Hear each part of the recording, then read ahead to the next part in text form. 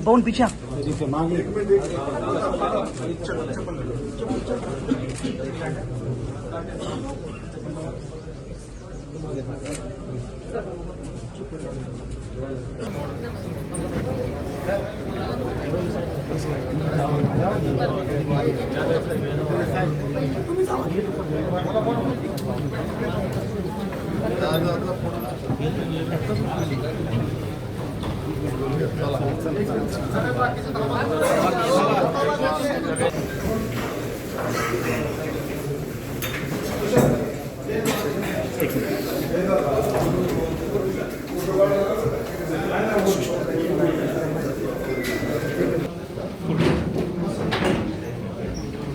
भैया नको सर आले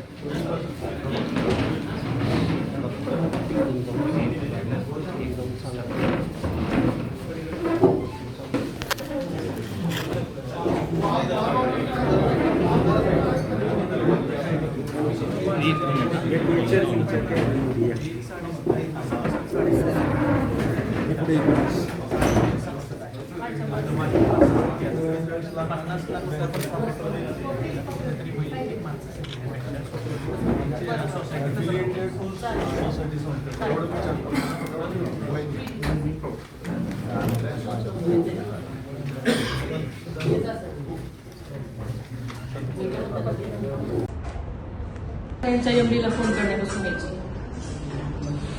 आपल्याला माहिती आहे की दौड शुगर असेल किंवा बाकीचे सगळे कारखाने असतील त्या सगळ्या कारखान्यांचं अधूनमधून मी पण भेट द्यायची. त्याच्यामुळे अगदी सखोल माहिती नसली तरी मला त्याविषयीची तोंड ओळख चांगली आहे. अनेक गोष्टी दादांच्या बोलण्यातून रोज सकाळपासून आम्ही तेच ऐकायचो. सगळ्यांना नमस्कार.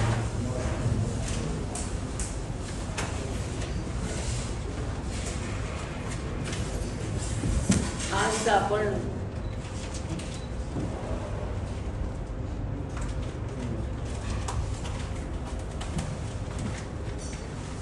आदरणीय दादांच्या अचानक जाण्यामुळे जी पोकळी निर्माण झालेली आहे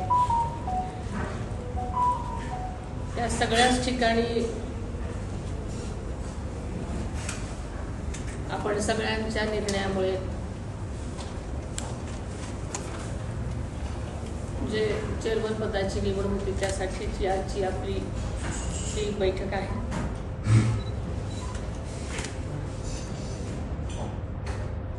मी काही दिवसापूर्वीच स्वप्नीलला म्हणाले होते की स्वप्नील तुम्ही मला माळेगावला कधीही बोलवलं नाही रे, मी येणार आहे तुमच्याकडे, पण अशा पद्धतीने मला इथे यावं लागेल असं स्वप्नातही वाटलं होतं. आदरणीय दादांचं माळेगाव कारखाना एक देशामध्ये अग्रगण्य साखर कारखान्याचं एक स्वप्न होते आणि त्या दृष्टीने त्यांची वाटचाल चालू होती. आपल्याला माहिती आहे की नीलकंठेश्वर पॅनलला जेव्हा सगळ्यांनी भरभरून मतदान दिलं,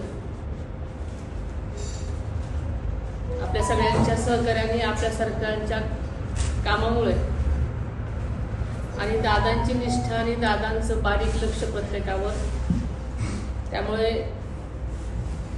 आपण सगळेजण ह्या कारखान्यावर आल्यानंतर दादा उपमुख्यमंत्री असताना, एक अर्थमंत्री असताना सुद्धा या कारखान्याची जबाबदारी त्यांनी घेतली, आपण सगळ्यांनी त्यांना दिली. त्यामागचं एकच कारण होतं की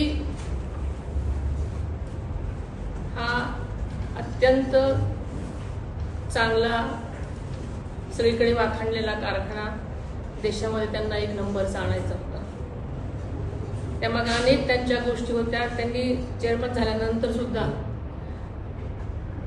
अल्पावधीतच खूप काही गोष्टी कारखान्यासाठी केल्या आणि त्यांची स्वप्न खूप काही करण्याची होती. आपण सगळ्यांचा मोठेपणा की सगळ्यांनी दादांची ही जागा माझ्यासाठी म्हणून तुम्ही सगळ्यांनी दिली, त्याबद्दल सगळ्यांचं सुरुवातीला मी मनापासून आभार मानते. मला नक्कीच खात्री आहे की तुम्ही हा मोठेपणा दाखवलाय. याचं श्रेय सगळं तुम्हाला असलं तरी तेवढंच सहकार्य तुम्ही देणार आहात.